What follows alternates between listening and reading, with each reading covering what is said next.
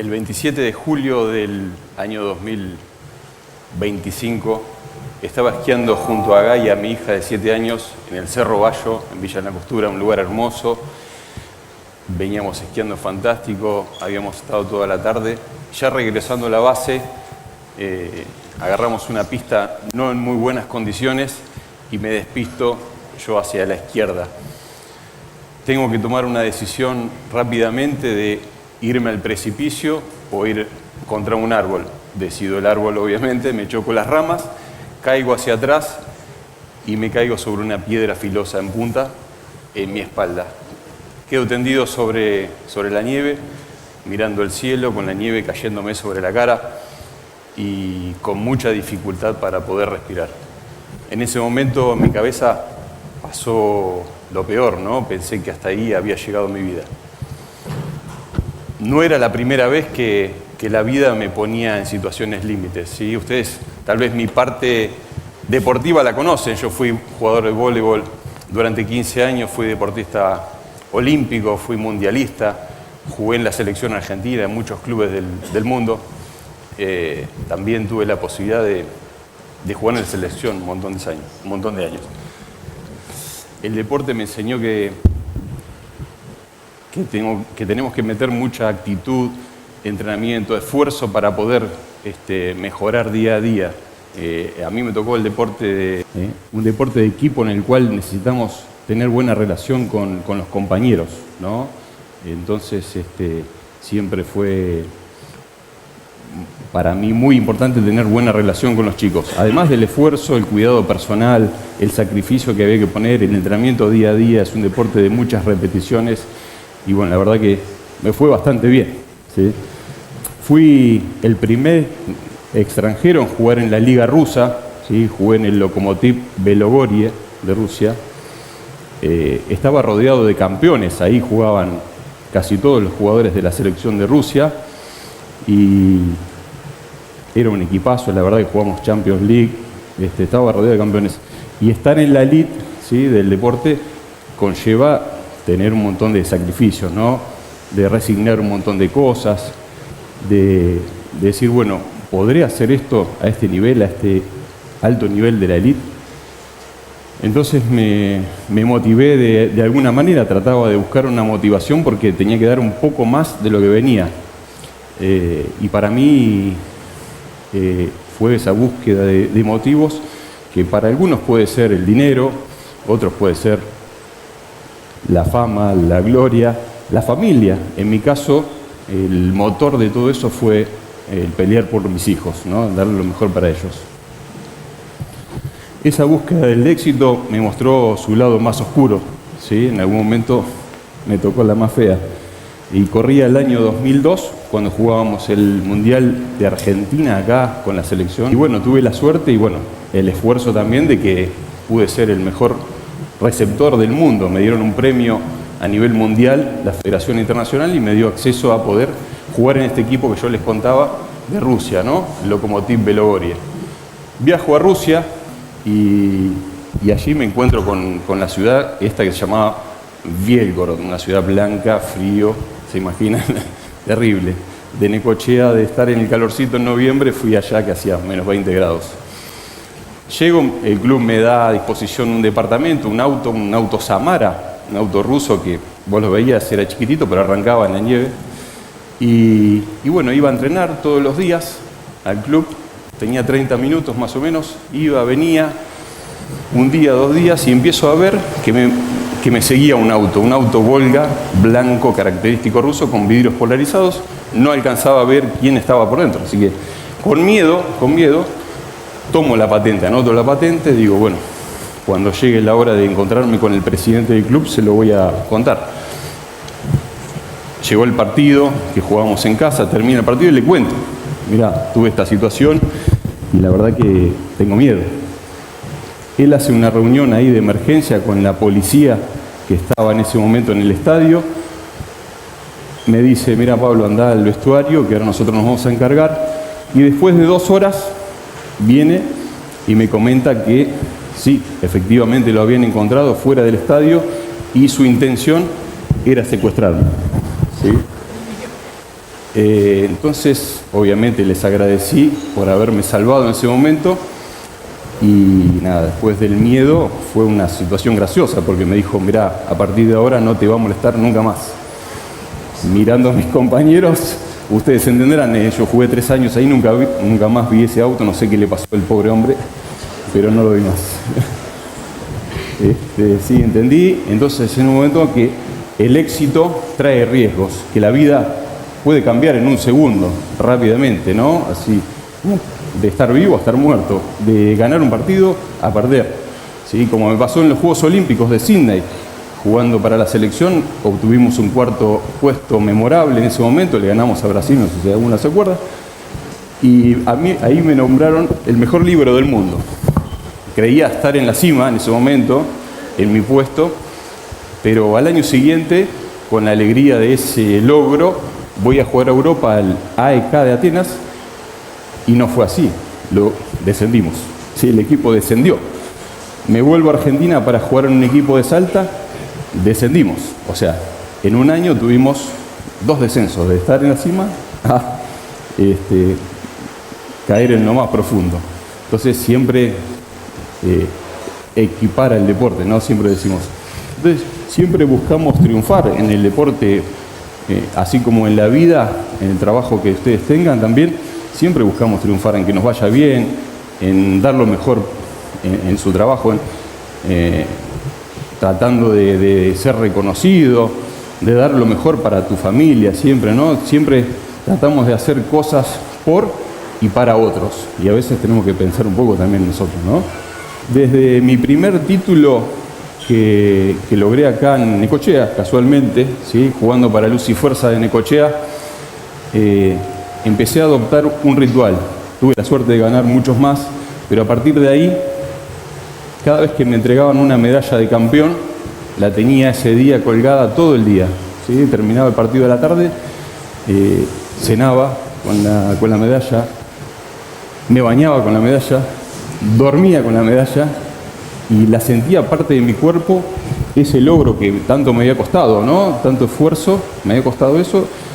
Y al otro día me levantaba, desayunaba, me sacaba la medalla, la ponía en el bolso y ya pensaba en el próximo objetivo que tenías. Entonces, el deportista, como un montón de profesiones, la gloria es efímera, ¿no? Se nos va en 24 horas, ya se terminó lo que lograste y hay que pensar en el próximo objetivo. Entonces, me pregunté, ¿qué tan importante es la victoria, ¿no? Entonces, sí, obvio, es importante, en lo que hacemos nosotros es importante, pero para mí siempre fue más importante el camino que recorremos, ¿no? Cómo lo logramos y sobre todo con quiénes nos acompañan, sea tu familia, sean amigos.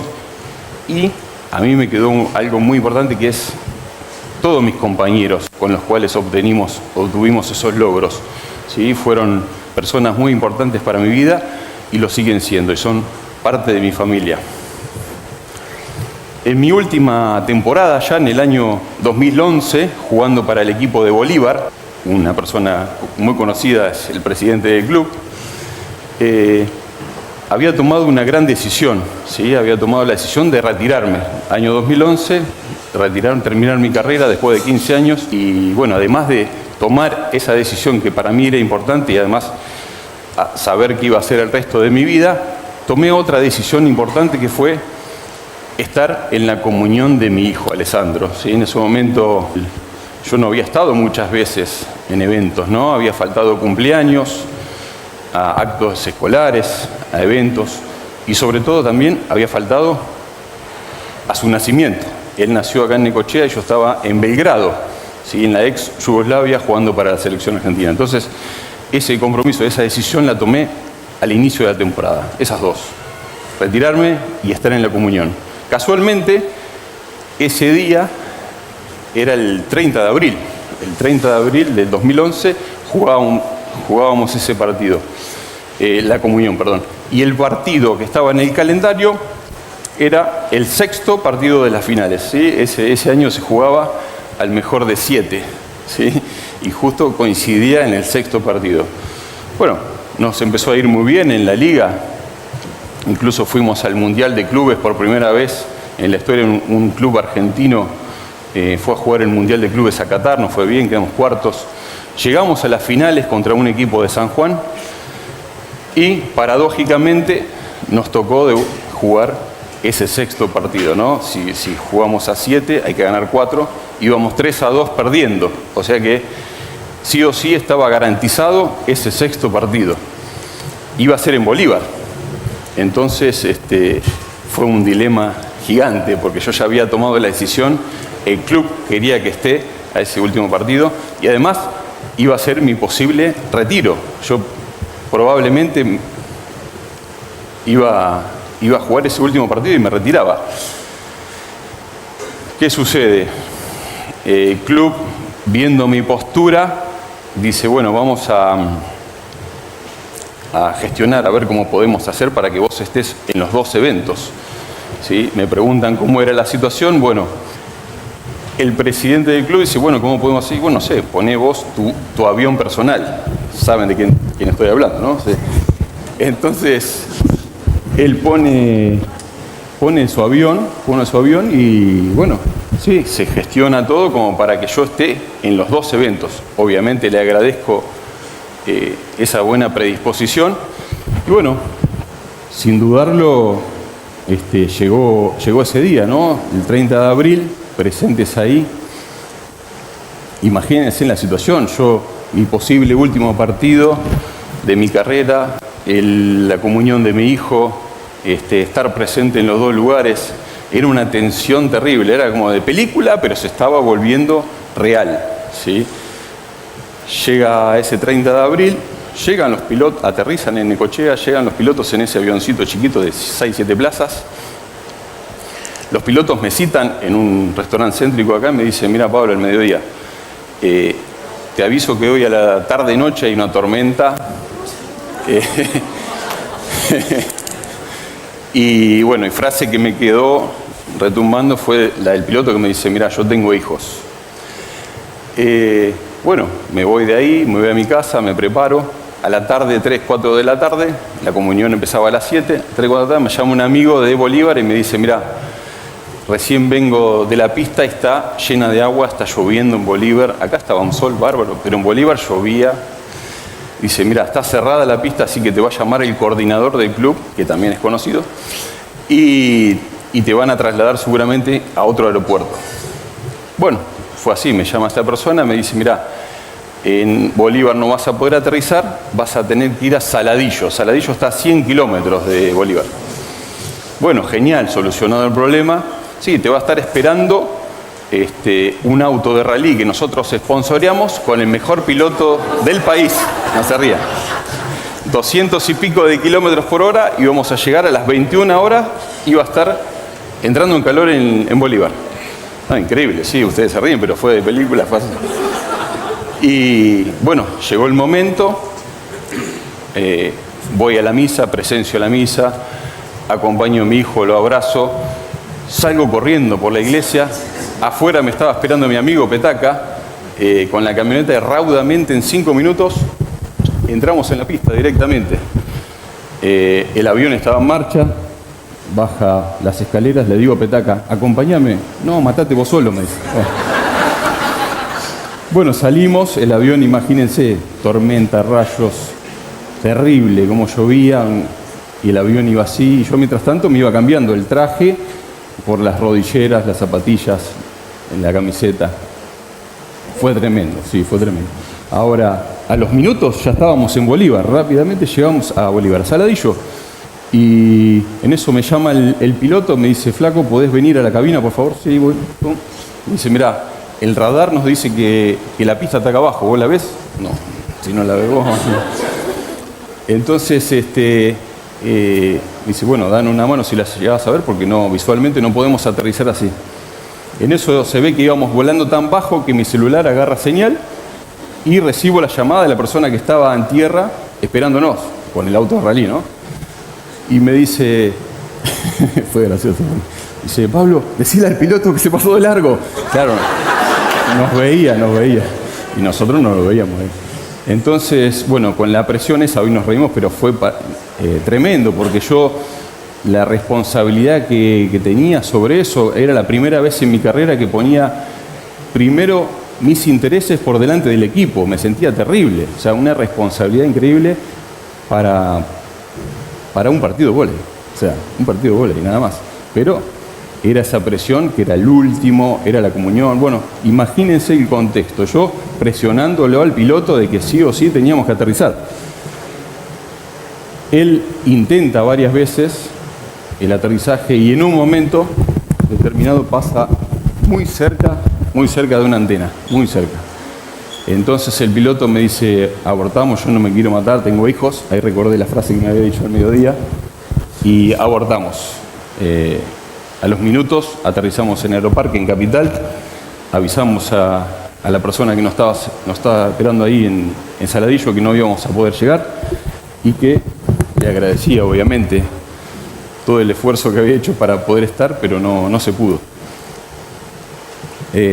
Así que yo me sentía terrible. Imagínense, la situación fue muy fea porque hice todo el esfuerzo para poder estar y no estábamos. No podía llegar a jugar mi posible último partido, el esfuerzo que había hecho el club, pero me puse a pensar que gracias al piloto me salvó, ¿sí?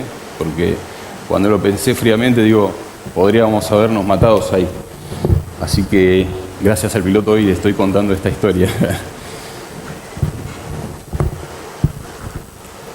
En el año pasado, el 27 de julio, que le estaba contando que estaba tirado en la nieve, mirando el cielo, pensando que ya se acababa mi vida, me pregunté quiénes son las personas que me aman. Y apareció mi hija Gaia, que me salvó. ¿Sí? Gracias a ella pude salir de ahí, me rescataron. Solamente tuve una fractura de vértebra, por suerte, y la puedo contar hoy. Pero bueno, ese día entendí que tanto en la vida como en el vóley, el último punto aún está por jugarse. Gracias.